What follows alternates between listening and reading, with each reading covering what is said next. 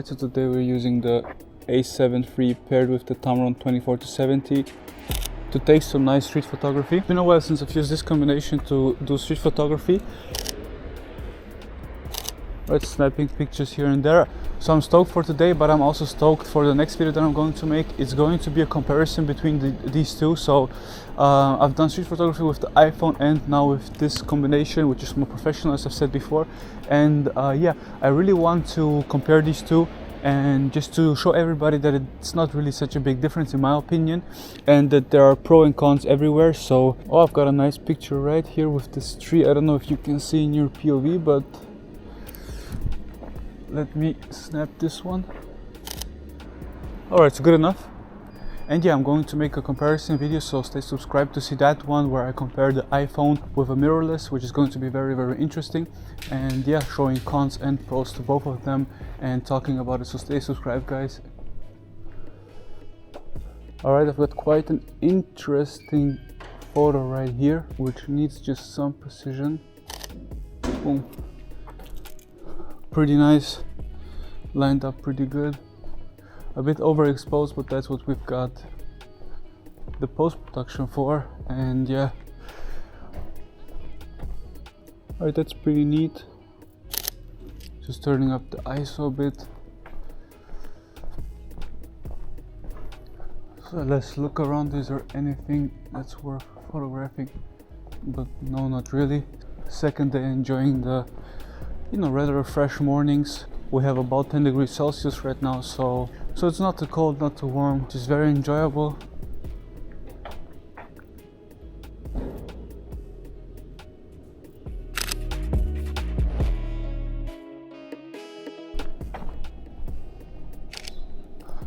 Snapping some pictures just on the go.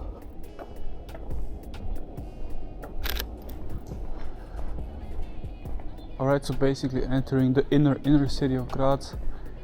This is where all the trams meet and stuff. Pretty big place, pretty important place.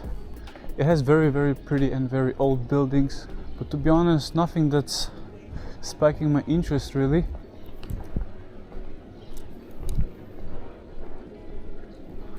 Yeah, let me get a shot of that Schlossberg over there, the signature of Graz. Alright, so that's a cool photo. So you could be photographing this, but this is just, I'm not a tourist. I still live here, and taking a picture of that, I don't know. Not really interesting to me. That's a bit more interesting.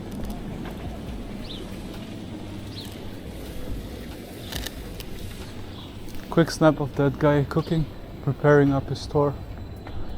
And yeah, let's see what else we have. Good morning to you too. Yes, good morning.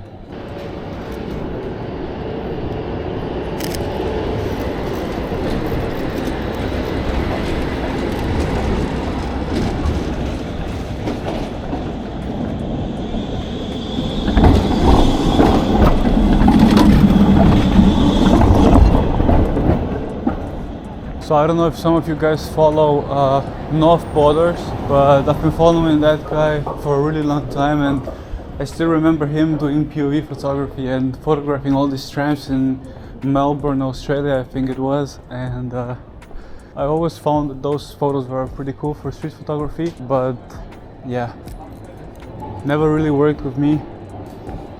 I don't know, there's just something about trams that doesn't work out for me, which is fine. This is pretty cool.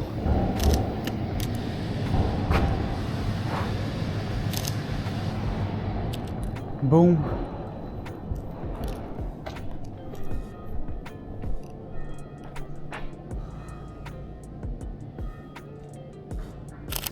Snapping here and there, getting some cool pictures.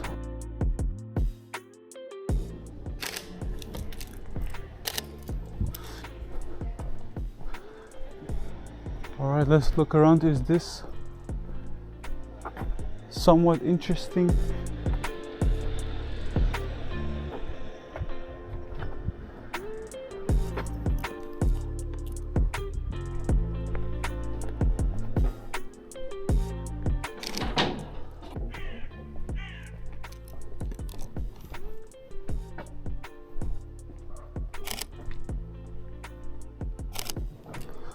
Trying to catch that bird flying. Man, it's 8 o'clock in the morning and people are sleeping on a Saturday.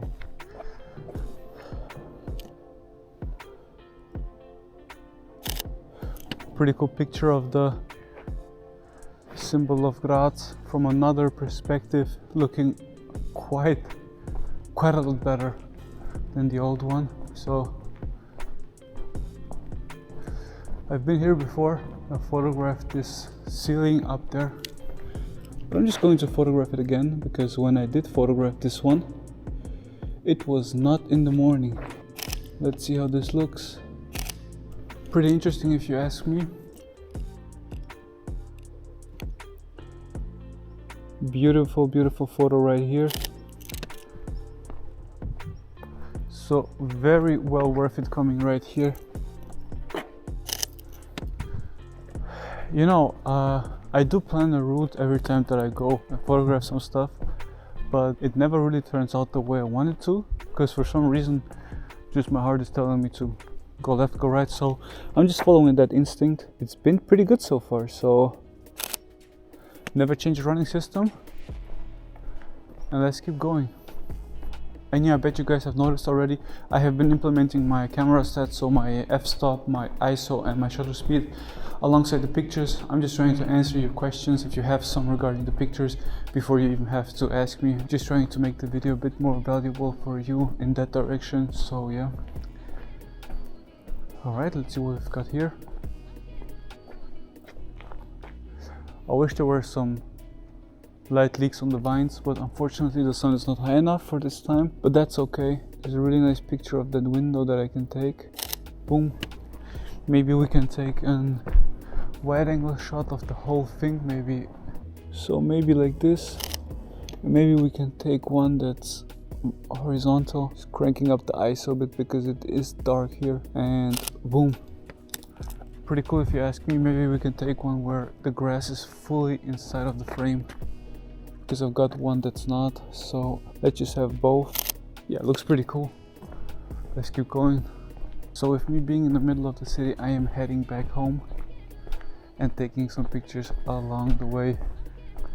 Alright, what do we have there? This church again. Let's just get you. There's another.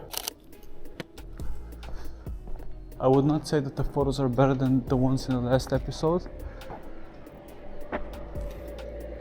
but you know, that depends 100% just on the location. So location is king, guys, remember that. No matter how good your gear is, if you have a shitty location, even you're going to have a hard time figuring out what the best photo is, what the coolest photo is. So yeah, remember that, because it's also not really about what you shoot on, it's more what does your eye see, how creative are you, and just overall this type of stuff. So if you have a hard time figuring out what the coolest photo is or finding cool perspectives, then you're going to have a hard time doing that with a 7,000 euro camera or doing that with a, you know, iPhone. So at the end of the day, that's what's about.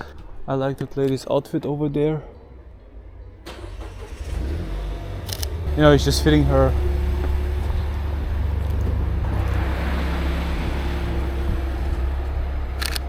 So her outfit was just really fitting the house's paint, so that's why it looked pretty cool, and her hair was also blonde, so yeah, that worked. Always on the lookout for cool architectures, and the cool thing is sometimes you do come across them. It really matters what you're thinking at and what you're looking for. Yeah, in the last episode I talked how much I like photographing architecture.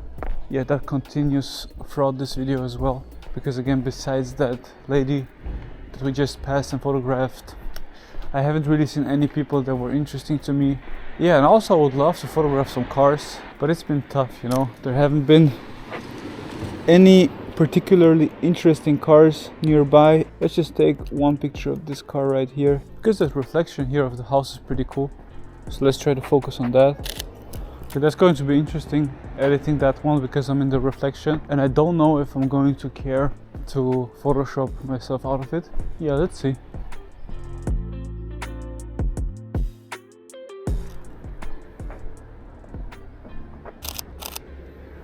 this side of the city I've been photographing quite some time, so I'm trying to avoid that one and just taking a different, more interesting path, keeping the video interesting. Question for you guys: have you seen the last POV photography with the iPhone? If you have, let me know down in the comments which you have enjoyed more. Was it for you more fun to be photographing with a phone, or was it more fun watching me photograph with this mirrorless Sony that I've got right here? What's more interesting? How do you think did the pictures turn out? Which would you prefer? Which do you prefer? And yeah, let me know down below in the comments while I take this next picture. Alright, so this is a prime example why I'm using a shutter of 1/125th on my camera, because when I'm in the city and I just want to take a quick snapshot while going, I can just do that right away, which I think is a very cool way of photographing, at least one that's very funny to me. Yeah, pretty much, you know, having a shutter speed of 1/125th just allows me to have the photos not as blurred, and just to be photographing, having the camera shaking a bit, still getting some nice pictures out of it, not having blurred stuff. So yeah, that's important to me. It works pretty nice, and that way I also don't really have to bother people. See, I should have snapped that one, so I even had it in focus, but I didn't think that that's going to be a cool picture. So this combination, I wouldn't call it heavy, but only sometimes when I zoom in I hold my camera like that. A lot of the time I just have it at 24mm and I just point and shoot. But yeah, on the long run it does get tiring on the wrist, but yeah, you've got to learn to live with it. So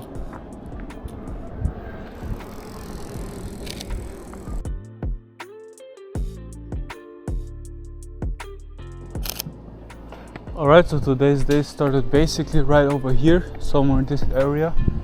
And this is probably one of the last pictures that I'm going to take. So the interesting thing is, I always knew I was an early person, but I never would have thought that I like taking pictures this early in the morning. But the more you know. So yeah, it's been pretty cool, I'm not gonna lie. Let me take one more clean picture right over here, just putting the house right in the middle of the frame, just like that. Let's see how does. Yeah, that looks good as well. Let's go, let's take one that's horizontal and let's keep going. So I've joked about this in the last video as well, but this city, man, it's just being reconstructed at this point. Okay, let me conclude today. So remembering the photos, I did get maybe 3-4 photos that I think were really good. The rest were okay and some of them were bad. So that's a good ratio if you ask me, being, I don't know, maybe half an hour that I'm shooting. I don't know, I'm not quite sure. I think that's a pretty good ratio. I myself am pretty satisfied with the pictures, especially with those couple 2-3 photos that I've taken, especially with those 2-3-4 photos. So yeah, to be honest, I wish we had some more light leaks, some more stuff going on in the trees like over here, but to be honest, it's not anyone's fault. That's just me being up so early, so the sun's not up high enough to, you know, create those light leaks, because then this would have gotten some light leaks. I know this building at like 5 o'clock p.m. looks very good. So yeah, but that's okay, it's very nice. I think last time we've got a lot more architectural photos, but that's also because of the location. If you guys want to see me doing street photography but with an iPhone instead of a mirrorless camera, go and watch that one. I've shot with the iPhone 13 Pro Max, and you know, that video basically shows you that you don't need a new iPhone. The only thing you need is just, you know, being actually a good photographer. So yeah, go watch that one. Alright, so I think that this is going to be the last photo that I'm taking. Cranking up my ISO for this one.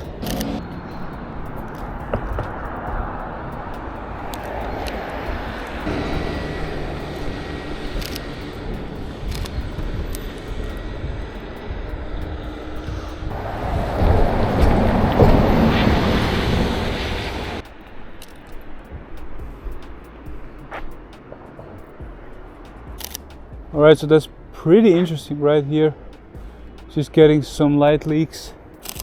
Alright, so I'm thinking that this is my last photo for today. I'm very satisfied, even got the light leaks that I was looking for. Just look out for stuff, it eventually is going to come. Alright, so I wanted to end today's video a couple times already. But there were some photographs that just had to be taken, and this is going to be the last one, a bit more architectural photography for you guys. Boom, there you go. Alright guys, I hope this video was fun for you. Let me know down below what you guys want to see next, and yeah, see you, talk to you guys in the next one.